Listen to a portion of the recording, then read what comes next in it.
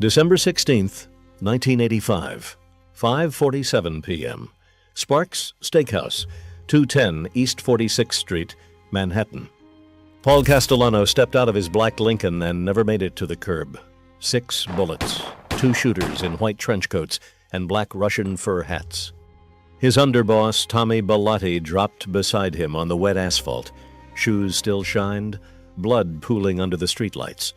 The whole hit took 8 seconds.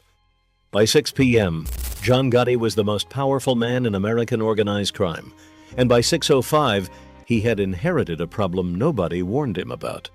The Westies, an Irish-American crew from Hell's Kitchen, so unstable, so addicted to violence, that even the Italians who used them were afraid to be in the same room with them. They cut up bodies in bathtubs. They killed for $50. They ate breakfast next to severed hands wrapped in newspaper. And under a deal cut years earlier with Castellano, 60% of every score they made flowed straight into the Gambino crime family. Gotti now owned that pipeline. He also now owned the men attached to it. This is the story of how the Dapper Don, the most photographed mobster in American history, the boss who beat 3 federal cases and earned the nickname Teflon Don, ran headfirst into a crew of Irish killers he could not control. This is the story of the Gambino-Westies pact, the 60-40 split that fed Manhattan's underworld for a decade, and the murder of a man named Vincent Leone, a hit so reckless it proved that even John Gotti, with all his power, could not put a leash on Hell's Kitchen. Here is what the books leave out. Gotti did not just inherit the Westies. He inherited a war he did not start, a crew he did not trust, and a leader named Jimmy Coonan who answered to no one but the ghosts in his own head. To understand what Gotti walked into, you have to go back. Hell's Kitchen, Manhattan, west of 8th Avenue, between 34th and 59th. In the 1960s and 70s, it was a dying neighborhood of Irish dockworkers, longshoremen, and tenement families. The Italians had Brooklyn. The Jews had the Garment District. But Hell's Kitchen belonged to the Irish, and the Irish belonged to a man named Mickey Spillane, tall, soft-spoken, generous with turkeys at Christmas. Spillane was a throwback. He kidnapped rich men for ransom. He robbed cargo at the Hudson Piers.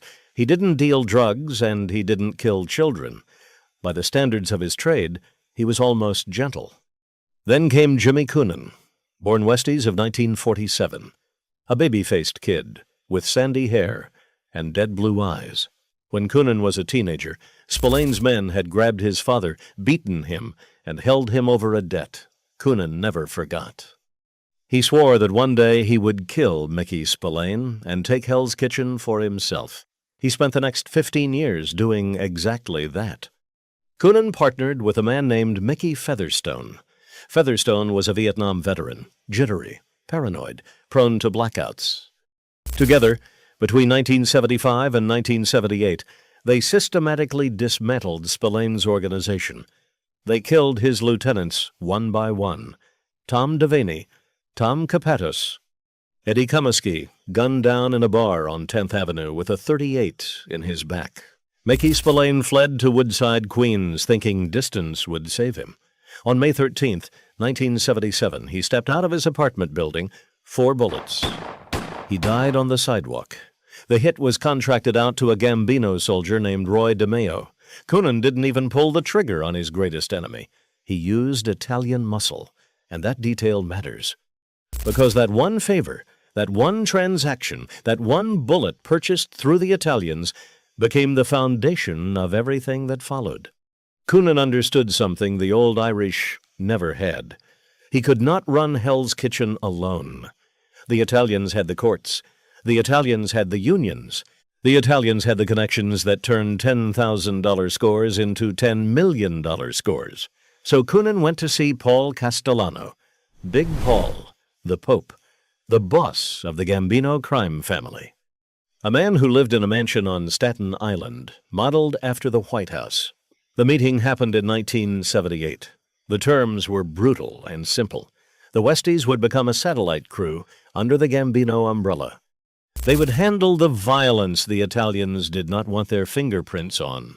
murder for hire, loan shark enforcement, labor union intimidation at the Javits Center construction site. In exchange, the Italians would feed them work, and on every score the Westies pulled, 60% went to the Gambinos, 40% stayed on the west side. 60-40. Write that number down. Because that ratio was unprecedented in mob history, Italian crews kept 85% of their own scores. Tribute up the chain was usually 15, maybe 20%. Castellano took 60. He took it because he knew Coonan needed protection more than he needed money. He took it because the Westies would kill anyone for any reason at any time, and that kind of asset was worth a discount. The Westies, in effect, sold themselves into a kind of indentured servitude. They got the Gambino name. They got the union jobs. They got the protection. And in return, more than half of every dollar they touched flowed across the river to Staten Island. For 7 years it worked. Castellano ran the Westies the way he ran everything else, through layers. He never spoke to Coonan directly. The buffer was a Gambino capo named Danny Marino, and above him a soldier named Roy DeMeo, who had his own crew of psychopaths in Brooklyn. DeMeo and Coonan understood each other. They both ran murder operations that disposed of bodies through dismemberment. DeMeo's crew used a meat hook in the back of the Gemini Lounge. Coonan's crew used a bathtub in an apartment on 10th Avenue. The two men sometimes shared techniques. They sometimes shared corpses. Then on December 16th, 1985, John Gotti walked into Sparks Steakhouse and changed the entire structure of the American Mafia. He had Castellano killed because the old man was about to indict half the family on a stolen car ring. He had Bellotti killed because Bellotti would have come for revenge, and in one wet evening, Gotti took the throne. But Gotti was not Castellano. Gotti was Howard Beach. Gotti was Queens. Gotti was a street guy who came up running hijacking crews at Kennedy Airport. He liked his soldiers loud, loyal, and Italian. He did not like the Westies. He did not understand them. And he did not trust an Irish crew that had operated independently for almost a decade and had killed more people than any single Gambino capo. Within weeks of taking power, Gotti called Coonan to a meeting. The location, by most accounts, was the Ravenite Social Club, 247 Mulberry Street in Little Italy. This was Gotti's command post. Coonan walked in with Featherstone at his side. Gotti sat at the head of the table in a $2,000 suit. He did not stand. He did not shake hands. He told Coonan 3 things. 1. The 60-40 split stayed. Castellano's deal was now Gotti's deal. 2. No more freelance murders. Every Westies hit had to be cleared through the Gambino administration first. 3. No more bodies in bathtubs. The dismemberment thing had to stop. It drew heat. It made the New York Times. It embarrassed the family. Coonan nodded at all 3. He agreed to all 3. And the moment he walked out of the Ravenite, he disregarded all 3. You have to understand who Jimmy Coonan was at this point. 38 years old, married with 2 children, lived in a modest house in Hazlet, New Jersey, drove a station wagon, took his kids to Catholic school, and ran a murder-for-hire operation that had killed somewhere between 30 and 60 people, depending on who you ask. The number is disputed. The bodies are not. They were spread across landfills in New Jersey, the Hudson River, the East River, and at least one industrial freezer and Hell's Kitchen. Coonan believed something deeply, almost religiously. He believed that as long as there was no body, there was no case, no corpus delicti, no prosecution.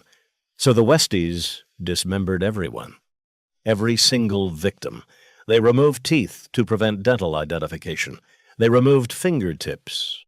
They cut bodies into manageable pieces and packed them into garbage bags and drove them to disposal sites at 3 a.m. To Coonan, this was not psychopathy. It was professional caution. It was due diligence. To Gotti, it was insane. Gotti's crew killed people too. Everybody killed people. But Gotti's crew left bodies on streets, in trunks, on restaurant floors. The point of a mob hit was the message. Make it public. Make it loud. Make it scary. Coonan's invisible disposal method defeated the entire purpose. What good was a hit nobody could prove had happened? The first real test of Gotti's authority came in 1986. A small-time hustler named Vincent Leone, also known as Jimmy Sinatra because he sang in lounge clubs and did a passable Old Blue Eyes impression, had borrowed money from a Gambino loan shark. He owed $40,000. He stopped paying. He moved between apartments to avoid collection. The Gambinos eventually wrote off the debt as uncollectible. Leone, however, had also borrowed from the Westies. He owed Coonan personally somewhere around $20,000. And he had, according to Coonan, been mouthing off in bars about how the Irish were soft and could be ducked. That was the reason given.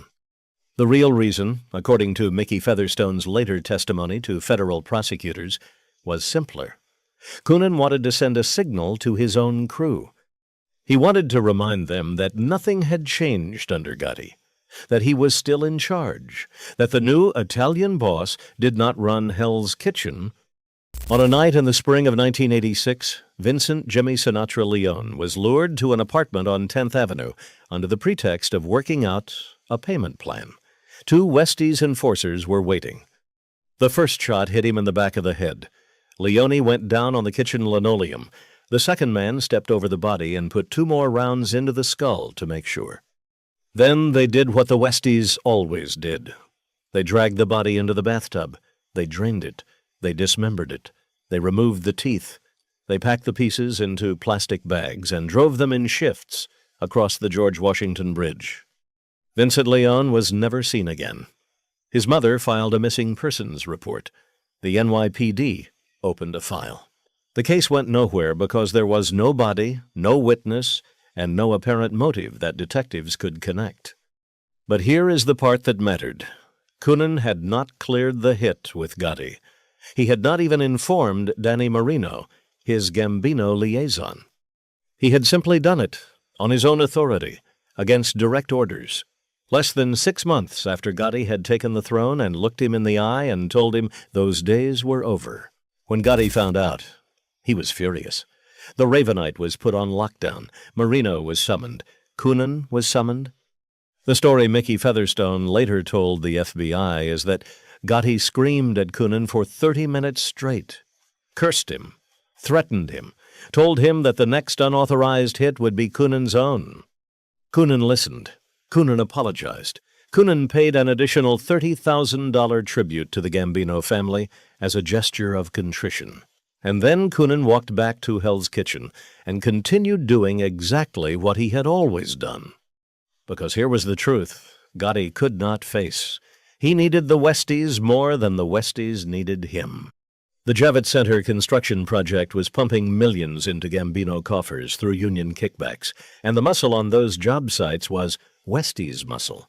The concrete deals on the west side, the cargo theft at the Hudson piers, the bookmaking operations along 9th and 10th Avenues. All of it ran through Hell's Kitchen. All of it depended on Coonan's crew showing up and breaking heads when contracts needed enforcing. If Gotti moved against Coonan, the entire West Side cash flow would collapse overnight. Worse, the Westies were the only crew in New York crazy enough to go to war with the Gambinos themselves. They had nothing to lose. They had no aging dons to protect, no mansions on Staten Island, no soldiers in suburban houses. They had Hell's Kitchen tenements and a willingness to die in them.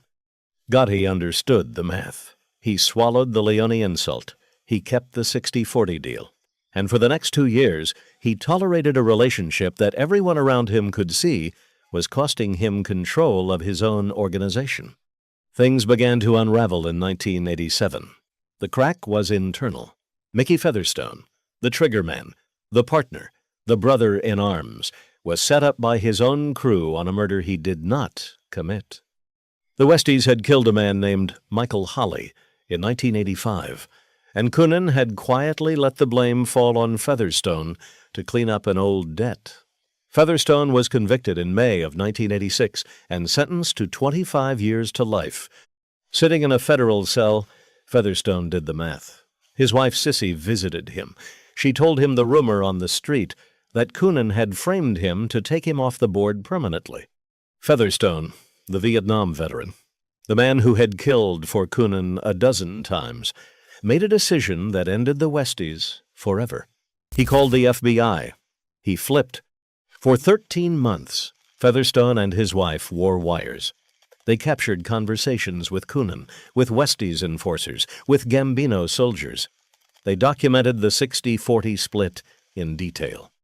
They documented the Leone hit. They documented at least 7 other murders, the loan sharking, the union extortion, the labor racketeering at the Javits Center. On March 10, 1988, federal agents arrested 10 members of the Westies in pre-dawn raids across Manhattan, Queens, and New Jersey. Jimmy Coonan was taken from his Hazlitt home in handcuffs while his wife and children watched. The indictment ran 14 counts under the RICO statute: murder, conspiracy, extortion, loan sharking, narcotics.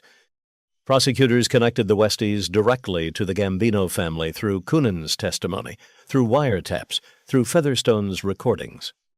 The trial lasted 4 months. The jury deliberated for 6 days. On October 14th, 1988, Jimmy Coonan was convicted on all counts. He was sentenced to 75 years in federal prison. He has never been released. As of his most recent parole denial, he was still serving his time in a medium-security facility, a forgotten man, a relic of an era when Hell's Kitchen still belonged to the Irish. Gotti watched it all from the Ravenite. He was not indicted in the Westies case. The Featherstone tapes did not catch him directly. Marino, his middleman, took a separate fall. But the damage was done. The 60-40 pipeline collapsed. The West Side cash flow dried up. The Javits Center muscle was dispersed. And within 3 years, Gotti himself would be sitting in a federal courtroom listening to his own underboss, Sammy the Bull Gravano, do to him exactly what Featherstone had done to Coonan. Here is what the Westies story reveals. The Mafia was never the monolith the movies sold. It was a confederation of crews, alliances, and uneasy partnerships, held together by money and fear. When Castellano cut the 60-40 deal, he turned a tribe of Irish killers into a Gambino weapon. When Gotti inherited that deal, he inherited a weapon he could not aim.